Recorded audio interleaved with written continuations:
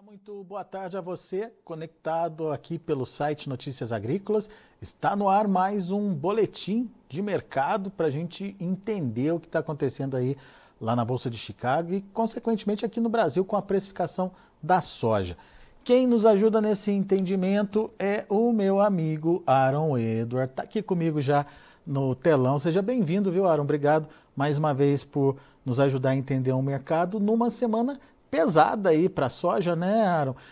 Perdas aí, a sessão dessa sexta-feira ainda encerrou com queda de 8 pontos, em torno aí de 8 pontos nos principais vencimentos. O que aconteceu? Alguma mudança de cenário ou de tendência? Fundamentos que justificam essa semana ruim? Ou o produtor pode ter calma aí que tem novidade ainda pela frente? Seja bem-vindo. Boa tarde. Olha, preço em baixo nunca é notícia boa, né? Então, falar de um mercado em queda nunca anima, isso sempre preocupa e sempre traz aquele frio na barriga. Será que as quedas vão continuar? Dito isso, para mim, a negociação dessa semana, o mercado deu uma subida e aí o mercado teve que parar para puxar o fôlego, né? Para dar uma descansada. Todo mundo tem que ter vez no mercado, comprador e vendedor, né? Então, para mim, a tendência ainda é de alta. Raramente a gente tem qualquer nível de alta em outubro que justifica vendas agressivas em Chicago.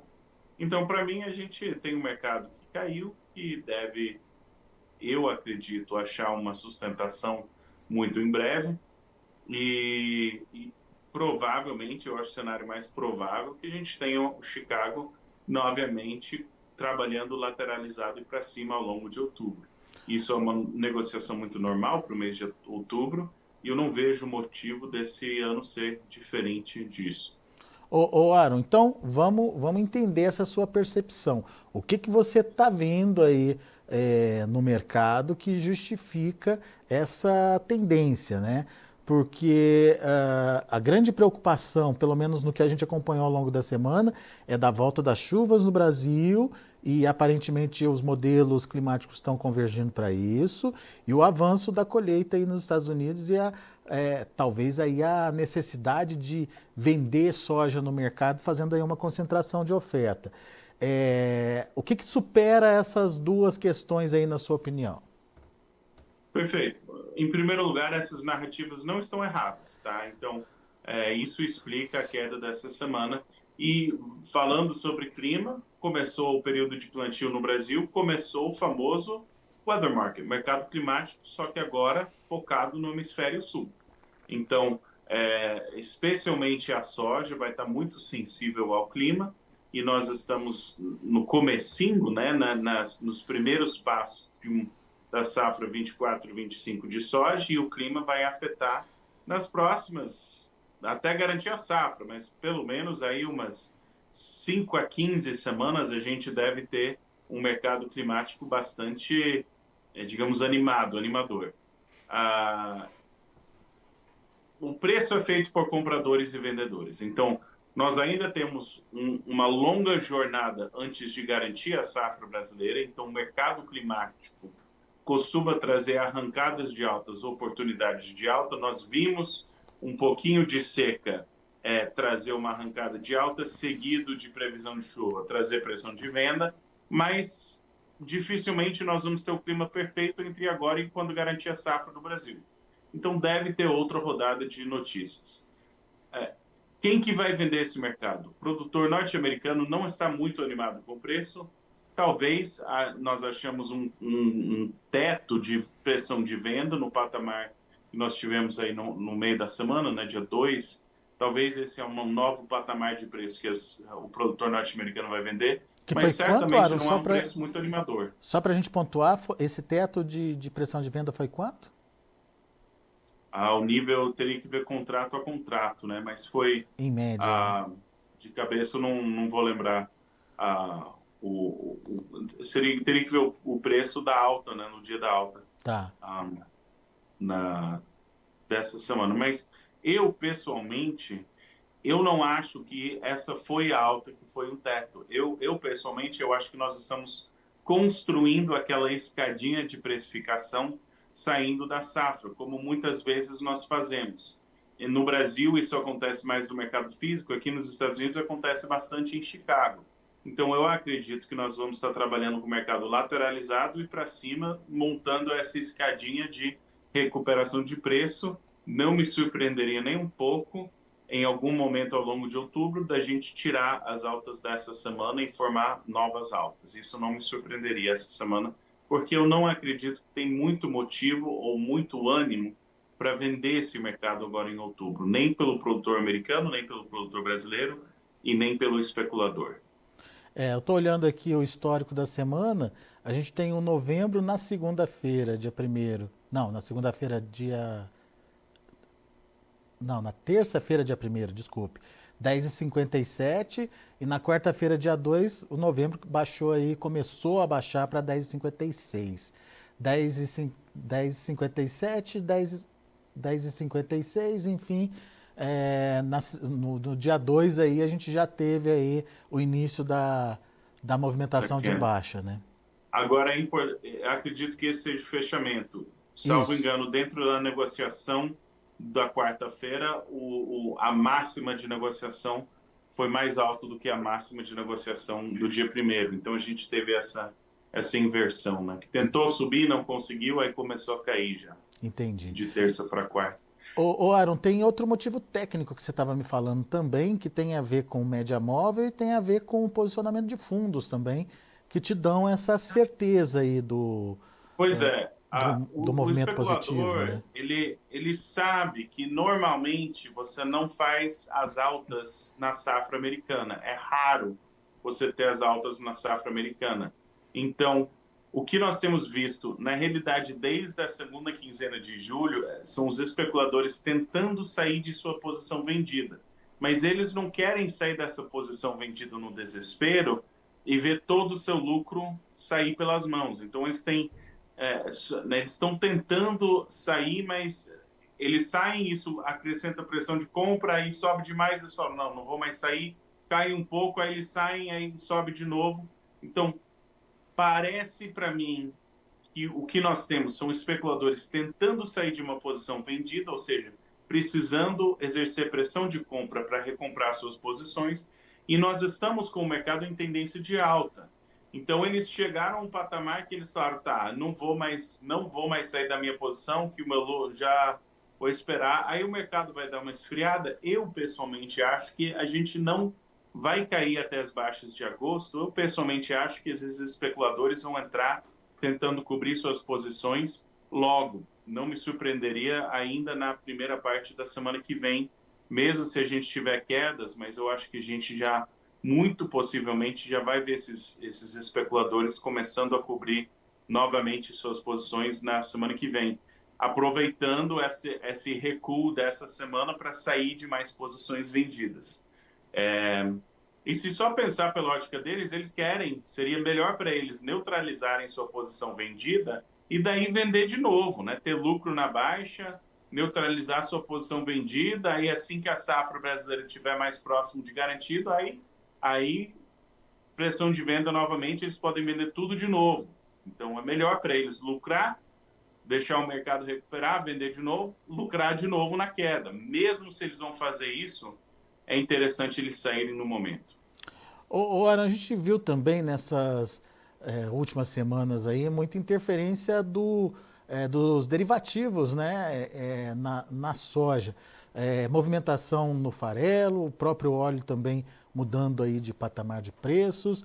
Essa situação deve continuar? Como é que você vê essa questão e que tipo de interferência isso pode trazer para o grão? O mercado de óleo, digamos, ele costuma ter efeitos pontuais, mas dificilmente efeitos estruturais. Então, ele está muito vinculado aos seus concorrentes, né, produtos que concorrem com o óleo de soja, e esses mercados são muito voláteis. Então, ele traz notícias favoráveis ocasionalmente, mas costumam durar por pouco tempo. A questão do farelo, e até certo ponto do óleo para mim, a narrativa principal desses dois mercados é uma narrativa favorável, mas de longo prazo, que é uma ampliação de esmagamento sistemático dos Estados Unidos. E eu acredito que muitos dos ajustes que nós temos visto e vamos continuar vendo são ajustes mais estruturais de uma nova demanda surgindo e nascendo. Por hora, eu ainda acho que essa demanda vai surgir, vai acontecer e vai impactar o mercado, mas a, a, a narrativa semana a semana pode ser impactada por esses mercados, mas a narrativa tendência de várias semanas ou meses é o clima e o plantio no Brasil. Esse é o carro-chefe da narrativa sobre a direção de preços e, obviamente, isso vai afetar comportamento de produtor e vai afetar comportamento dos especuladores. Então, a narrativa central é o clima no Brasil, na minha opinião, e o plantio no Brasil, que é consequência também do clima. Nós estamos nesse período. Muito bem, vamos falar de Brasil então. Além dessa questão do clima, do andamento aí do plantio e aparentemente os mapas mostram a volta das chuvas, principalmente para a faixa central do Brasil, é, dando start ou dando pelo menos a possibilidade de iniciar o plantio em regiões importantes. Estou falando do Centro-Oeste, estou falando de regiões do Sudeste também. Além dessa questão, Aaron, o que a gente tem que olhar para o Brasil e principalmente o produtor brasileiro? Estamos vendo aí um prêmio meio enfraquecido, não sei se dá para dizer isso, e estamos vendo um dólar que aparentemente perdeu ali aquele status, né, de impulsionador de cotação. Dá ainda para contar com esses dois fatores ou agora o foco é Chicago? Eu acho improvável que o prêmio vai. É possível que a gente tenha mais uma arrancada de prêmio, mais algo favorável, especialmente se por algum motivo Chicago tiver uma nova rodada de quedas fortes. Então, se porventura Chicago cair horrivelmente, aí o prêmio pode dar uma reagida. Mas se Chicago for lateralizado e para cima, muito provavelmente a alta do prêmio já está no retrovisor.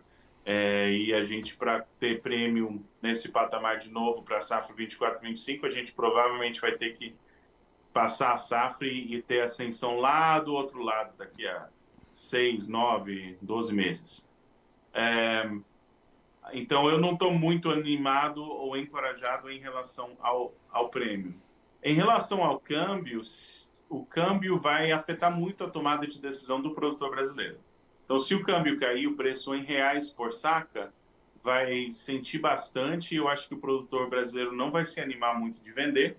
E se, porventura, o câmbio for na outra direção e a gente tiver 20, 30 centavos de melhoria no câmbio, aí é muito provável que o produtor brasileiro vai aproveitar esse câmbio favorável e vender soja. Então, eu estou acompanhando o câmbio, é menos previsível, na minha opinião. Mas em relação ao andamento de vendas, para mim, nós temos até a temporada de venda de soja para safra, né, para vendas antecipadas, eu sempre coloco como 30 de novembro. Até 30 de novembro eu quero garantir que eu vendi o que eu precisava vender até o período da safra. Para mim ainda tem um pouco de chão, ainda há motivo de otimismo, tanto em relação a Chicago, quanto muito provavelmente em relação ao câmbio, se for na outra direção, ou pelo menos a possibilidade disso. Então, eu não estou muito preocupado em somar vendas nesse momento, mas já principalmente em função de vendas já feitas anteriormente. Muito bem. Aaron, só para a gente concluir, né? Que recado você deixaria para o produtor brasileiro que está te ouvindo agora? E principalmente, será que o melhor momento de preços já passou? Agora é relaxar e esperar? Enfim, ou teremos alguma oportunidade que ele precisa ficar atento aí daqui pela frente? Eu estou preocupado em relação ao preço na safra brasileira. O preço no período da safra me preocupa, mas eu acredito que entre agora e o fim de novembro, ainda não temos quase 2 meses, tem bastante chão ali digamos, tem 10 semanas, por assim dizer, ou 10 semanas de dias úteis, né? 8 semanas. Temos tempo ainda para vender. não é a perder de vista, você deveria ter um plano, e entre precisar vender na safra ou vender dentro dos próximos 2 meses, muito provavelmente é preferível vender dentro dos próximos 2 meses. Mas está na hora de colocar o plano comercial em ordem e executar essas vendas e não precisar vender na safra. Agora, entre essa semana e semana que vem, ou essa semana e daqui a 2 ou 3 semanas, eu não tenho convicção de que a gente já viu as melhores oportunidades passar. É possível, mas eu não tenho essa convicção toda. Historicamente, muitas vezes nós temos boas oportunidades de preço nesse período do ano. Talvez vai depender de um risco no plantio, ou essas chuvas chegaram, ou chegaram chuvas, mas não pararam e atrasou o plantio. Talvez nós vamos precisar de um contratempo na produção, mas ainda é possível ter preços favoráveis. Muito bem, tá aí, então, informações trazidas por Aaron Edward aqui pra gente. Obrigado, meu caro, pela participação e principalmente aí pelas dicas trazidas para o nosso internauta. Volte sempre, Aaron. Abraço. Abraço. Tá aí, então, notícias de semana ruim para a soja, mas expectativa de recuperação. O Aaron acredita que fatores como o mercado climático no Brasil, principalmente trazendo aí a volatilidade do clima para as negociações em Chicago e principalmente um reposicionamento dos especuladores lá na Bolsa de Chicago que ainda estão muito vendidos, eles podem mudar as suas posições e isso inverte um pouquinho a situação dos preços e principalmente a falta de pressão de venda por conta de um produtor americano que não está se interessando pelos atuais patamares de preços e um produtor brasileiro que já vendeu o que precisava ter vendido e está aguardando aí a oportunidade de novos patamares. Portanto, sem essa pressão de venda em outubro, ele acredita ainda numa recuperação dos preços da soja lá na Bolsa de Chicago. Vamos ver então como encerraram as negociações lá na Bolsa de Chicago. Você acompanha comigo na tela. A soja para novembro fechou a $10,37 por bushel, queda de 8 pontos mais 25. Para janeiro, 10,56, recuando 8,5 pontos. Para março, 10,71, queda de 8,5. Maio, $10,85 por bushel, recuando 8 pontos. Vamos ver o milho. Milho também no vermelho. Dezembro, $4,24 por bushel, queda de 3,5 pontos. Março, 4,41, 4 pontos mais 25 de baixa. Maio, $4,50 por bushel, perdendo 4,5 pontos. E o julho, $4,55 por bushel, recuando 4 pontos mais 75.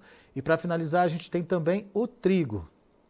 Dezembro, $5,89 por bushel, uma queda de 13, quase 14 pontos aí no trigo, queda importante hoje. Março, $6,12, 13,75. Maio, $6,26, queda de 13 pontos. E julho, 6,32, queda de 12 pontos e meio. São os números já de finalização dos negócios lá na Bolsa de Chicago. A gente vai ficando por aqui. Agradeço a sua atenção e a sua audiência. Notícias agrícolas, informação agro relevante e conectada.